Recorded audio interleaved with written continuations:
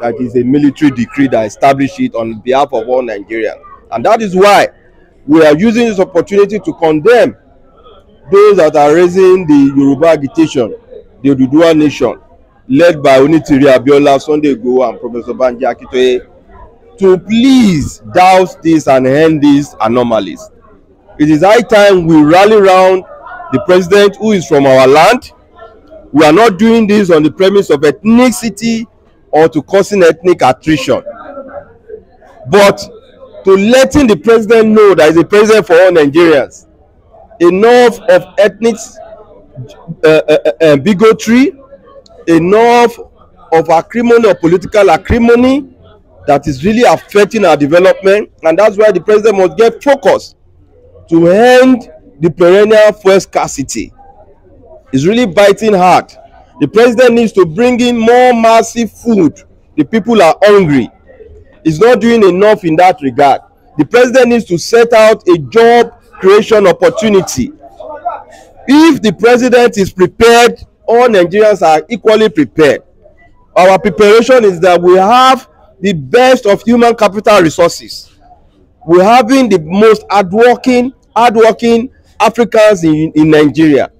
The president is well equipped with the we're supposed to be exporting labor, but because we don't even have enough of people to be employed in the land, we cannot export labor. Indians are exporting. There are people here, Chinese people, by virtue of over billions of population they have in China, they're exporting half-baked labor, and we are accepting it and we are paying. They might call them cheap labor, but they are still exporting to overrun our own land. If that cheap labor is granted to the villagers in Kano alone, it will end unemployment. It must be mandated that every corporate multinationals is not to against any individual organization like Dangote and all the like. They must, as a matter of priority, employ from their immediate village where they are citing their company or their state. 30% of their workforce must come from that state. 60% must come from all other parts in the country. 10% should just be given to foreigners, not foreigners taking over 80% and indigenous people just campering for just 5 or 2%. Where these are the areas the government can equip and energize our sovereign right as citizens. The government should bring about massive agricultural economic development zone. All our forest reserve, and if you go from here to Jebode, you see mass of forest. From here to Kano, you see mass of forest. That is the land the Indonesians are using for farmland. That is the land the Thailand are using to plant their rice that they are exporting to us. We have this massive agro development land that is ready to a fertile soil. The president should marked and create a survey, a national survey for agricultural development, whereby investors will take up land and go on a JV with the government, because the government must provide the land with a C of O. The government should just go and grant those forests with C of O. They should stop disturbing the community lands for agri rice and all that. They should go to forest. Once they get there, they will be very okay. These are areas the Yoruba Council is agitating on, and we equally want to use this opportunity to appeal to the president. The coastal road from Lekki to Calabar is a good project, but there must be human face.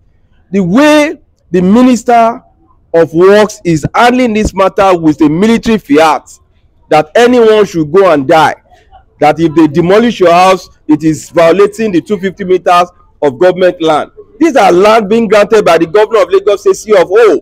These are land excised by government title document. And I'm a liar. For the fact that there are conflict of land ownership, that 250 meters is talking about, the sea has already eaten over 2,000 meters from all those water corridors into the sea. Let the minister go back and sanfil back and retake that land, and now measure is 250 meters. Not the remaining land that the ocean surge has eaten. Is now taking that as a ground of measurement. Let the minister go back to early 90s and see what was the measurement of the shoreline to the beach.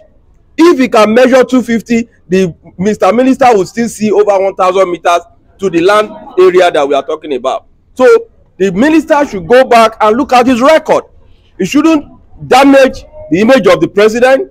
He's talking about landmark. Landmark is not the only property. We believe that we can achieve this with a more human face.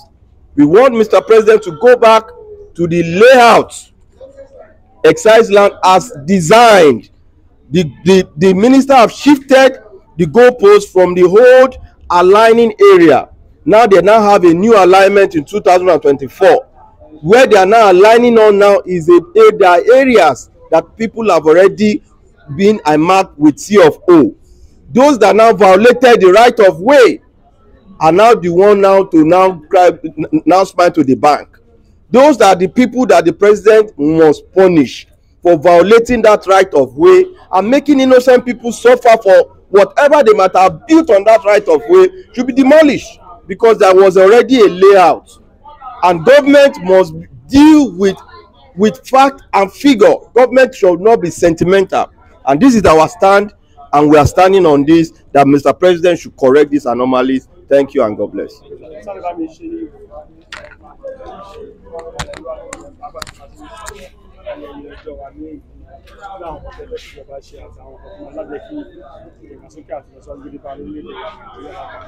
Ìgbìmọ̀ àpapọ̀ Yorùbá, ẹgbẹ́ tó dúró fún gbogbo àgbáríjọpọ̀ ọmọ káàárọ̀ oòjíire ni. Èní ni àyájọ́ World Ọmọlúwàbí Day 1st of May, tá dẹ̀ ti ń kí gbogbo àwọn òṣìṣẹ́ ìjọba. Bó ṣe lè jẹ́ pé ọdún tí kábíyèsí bàbá wa Onírìṣà tí wọ́n fóun tẹ̀lú gbogbo ọmọ káàárọ̀ oòjíire bí gẹ́gẹ́ bí public holiday tá à ń ṣe lénìí, gbogbo ọmọ káàárọ̀ oòjíire lè ní iyọ̀ ni wọ́n dá sọ́lá fún.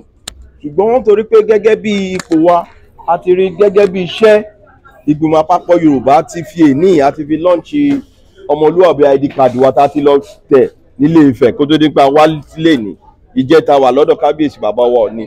Wọ́n dẹ̀ ti approve pé kí gbogbo ọmọ káàárọ̀ oòjíire kí wọ́n lọ sórí www.yorubacouncil.org kí wọ́n lọ register, kí wọ́n dẹ̀ gba káàdì wọn tó bá ṣe ti register lórí online níbẹ̀ náà ni wọ́n máa print it out immediately tí nọ́mbà wọn á ti wà lórí àti gbogbo information wọn. Pẹ̀lú ìyẹn, ipò tí ẹgbẹ́ wa tún dúró fún ni pé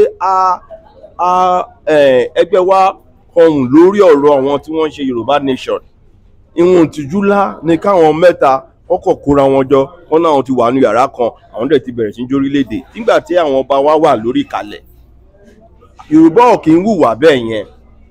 Òun la ṣe tètè rọ Chief Sunday Igboho àti Professor Banji Akíntóyè àti Onítìrí Abíọ́lá pé eléyìí tí wọ́n ń ṣe yóò bù wọ́n, ó kọ àbùkù kàn wá. Wọ́n dẹ̀ gbọ́dọ̀ tọrọ àforíjì lọ́wọ́ àwọn ọmọ káàárọ̀ oòjíire. Tí wọ́n bá tọrọ ẹ̀, èpè ìrandíran ló fi ń ṣeré. Yorùbá ò ní gbàgbé nǹkan tí wọ́n bá fi tó bá nǹkan irú nǹkan báyìí ní ojúkú fà nílẹ̀ Ìgbò tí over 5 million people tí wọ́n ṣaláìsí láìtọ́jọ́. Irú ẹ̀ wọ́n gbọ́dọ̀ dágun abẹ́lé sílẹ̀. Ohun tó ń dágun abẹ́lé, a mọ̀ pé títa ríro là ń kọlà, ara ń ni wá, ṣùgbọ́n oògùn orí bíbẹ́ kọ́ lóògùn orí fífọ́. Ẹ jẹ́ kí ìjọba gbé ohun la ṣe ń panu pọ̀ pé on Yorùbá development agenda la dúró lé lórí, kí ètò ọ̀gbìn wa kó múnádóko. Ebi àti ìyàn tó wà nílùú yìí á ní ọ̀pọ̀lọpọ̀ oko tó ti di ibùjẹun fún oríṣiríṣi ní gbogbo ọ̀nà wa káàkiri àti gbogbo, kí ìjọba fi òǹtẹ̀ ìwé tá ń pè ní ìwé tó fi fún sí ọ̀fọ̀ ìwé ilẹ̀ wọ́n fáwọn tó bá fẹ́ ṣe ètò ọ̀gbìn, kí wọ́n bẹ̀rẹ̀ sí ní fi ṣe ètò ọ̀gbìn lọ́nà. Ilẹ̀ Yorùbá ò ń ṣe ilẹ̀ elébi tá máa lọ máa kó ata wá nílẹ̀ Haúsá, tá máa lọ máa wá àlùbọ́sà tí ẹ pé a nílè gbin nǹkan kan nílẹ̀ wa.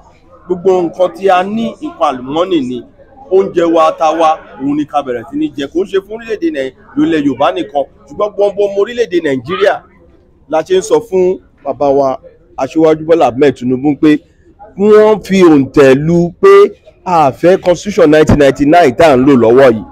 Kán fún wa ní ìwé àbádòfin tuntun nígbà tí wọ́n ń bọ̀, wọ́n náà wọ́n ń bọ̀ pẹ̀lú New Nigeria. Wọ́n nípa máa lo this military decree tí Abdulsalami fún wa. Ẹni tó fẹ́ fún wa ní nǹkan tuntun kò lè lọ lo old wine kó tún wá fi sínú new bottle. Ó gbọ́dọ̀ fún wa ní nǹkan tuntun tí ò ní pa wá lára. Constitution yìí ń pa Nàìjíríà lára, nítorí constitution yìí ló fa àyè lẹ̀ fún oríṣiríṣi tàǹdánù rẹ̀ sí. Bí àwọn ọmọ Ìgbò máa ní Yorùbá Biafra, kí àwọn kan parí Yorùbá Nation, tó bá yà àwọn kan ní pé Niger Delta àwọn làwọn lè po, nítorí constitution yìí náà ni. so tí ìjọba bá lè ṣe àtúntò lórí ẹ̀ ó máa dùn wá ní ó máa dùn mọ́ wa nínú. Èyí tó tún pápá ń bá rí ẹ̀ ta fẹ́ kí ìjọba Bọ́lá Ahmed Tinubu kó fi egun òtòlótò, òun ni ọ̀rọ̀ títì tó fẹ́ là láti Babish lọ sí Calabar. Títì yìí ohun tó máa jẹ́ kí ayé rọrùn fún ètò ìjọba àwarawa yìí ni, tó dẹ̀ máa jẹ́ kí ẹkọ́nọ́mì wa kó grow. Ṣùgbọ́n ní wá fi ẹ̀dínlẹ̀ ká wá fi pàlàpàlàpà. Eléyìí ló jẹ́ pé kí ẹgbẹ́ wa fi rọ̀ pé kí wọ́n jọ kí wọ́n fi ojú ọmọlúwàbí kan fi tó. Eléyìí tí mínísítà David Umahi tó ń sọ pé kò sí ibi táwọn bá tẹ àtẹ́gbélé wọn kò lè rọrùn nínú ìjọba wa yìí, torí pé ó ní 250 meters tó bá lọ wọn láti 1990 kọ́ lọ wo kí ni measurement Babish wọnú òkun, wọ́n ti rí pé òkun ti jẹ gbogbo etíkun, gbogbo oko, gbogbo òkun Àfà, gbogbo òkun Àjà, gbogbo Lẹ́kì, gbogbo bẹ̀ lòkun ti jẹ. So tó bá fẹ́ mọ wọn 250 meters yẹn kọ́ lọ wọn láti kílò ilẹ̀ yẹn wà ní 1990 àbí 1989 àbí pàtó dá Nàìjíríà dágbà òmìnira 1960, ibi tó bá dé ní 1960 ibẹ̀ ní kí mínísítà tí wọ́n 250 meters yẹ. Ohun tó bá wọ̀n láti inú òkun bí tábà wà tẹ́lẹ̀ kò ṣe ètò òkun ti jẹ́ o, iṣẹ́ tiẹ̀ ní láti àti pé mínísítà àgbà tí Fáṣọlá wà ń bẹ̀ pé kí wọ́n wá túnbẹ̀ tó. Bọ̀ nísì tó wá débẹ̀ yìí ìnira ló máa jẹ́ tí ìjọba ò bá lè ṣe àtúntò pé gbogbo bí tí wọ́n ti làálẹ̀ fún ọ̀nà tẹ́lẹ̀ tí ìjọba dẹ̀ ti mọ̀ pé wọ́n ti fi bẹ̀lẹ̀ fún right of way, tí ìjọba wá gbé right of way yẹn tó wá lọ gbé sórí ilẹ̀ àwọn ẹni tí wọ́n ti gba ìwé ilẹ̀ tó gba sí ọ̀fọ̀, nǹkan bẹ́ẹ̀ yẹn ni wọ́n ń pè ní nǹkan tó máa bàyàn nínú jẹ́. Ìwà ìbàjẹ́ dẹ̀ ni tíjọba bá ṣe ohun ìbàjẹ́ láyé ń sọ pé kí aṣíwájú kó má ti aṣíwájú lọ ní tìkùtì tó máa lọ hùwà ohun tí ó ṣẹlẹ̀ láyé márọ̀kọ́, tó máa fi àwọn aláìṣẹ̀ tó máa lọ fi ojú wọn rọrin finá. Òun láyé sọ pé kí ìjọba kó padà sí ìlànà tí ó ti wà nílẹ̀ ní 2000 ibi tó ti là pé ibi tọ́nà fẹ́ gbà lélẹ̀. Gbogbo ẹni tó bá lọ kọ́lé sí ibi tọ́nà fẹ́ gbà yẹn kí ìjọba bá wa gbólé wọn kó dẹ̀ rán wọn lọ sẹ́wọ̀n, torí pé àwọn yẹn lọ́ṣẹ̀, àwọn yẹn lọ kọ́lé sójú ọ̀nà. Àwọn tí wọ́n kọ́lé wọn ní 2024 yìí tó ti gbàwé ilẹ̀ tí wọ́n ní ẹ̀ṣẹ̀ kankan lọ́rùn, tíjọba bá lọ wọlé wọn, àwa yìí la máa bẹ̀rẹ̀ sí ní polongo pé tíjọba ṣe ò dáa. A dẹ̀ máa jẹ́ kó hàn sínú ìjọba pé tó bá jẹ́ pé a máa gbé wọn lọ́kọ̀ọ̀tì ni a máa gbé ìjọba lọ́kọ̀ọ̀tì pé wọ́n violate people's rights. Oríṣiríṣi kọ́ọ̀dẹ̀ ló dẹ̀ wà, a lè bẹ̀rẹ̀ lé, ṣùgbọ́n ó máa fún wa ní abẹ́jẹ́ kí ìjọba mọ̀ pé tó bá lọ ní ìlànà yẹn a ní báwọn polongo ìbọn àti ṣùgbọ́n a máa lọ nílànà òfin. Ṣùgbọ́n nítorí pé aṣíwájú ó jẹ́yàn ọmọlúàbí la ṣe ń rọ̀ pé kó má jẹ́ kí wọ́n ti òun ní tìkùtì, kó padà. Èkó ló máa padà wá tó bá parí ìjọba o, Èkó ló rán lọ láti ìlú Èkó, kó má wá bẹ ẹ̀dẹ̀jẹ́ tó bá máa fi dé sílé. La ṣe ń rọ̀ nísìnyí pé ó sì ń padà bọ̀ ńlé kó má tí ń tìkùtì kó ṣe àtúnṣe. Ẹ ṣé gan sà. Ẹ ṣé gan.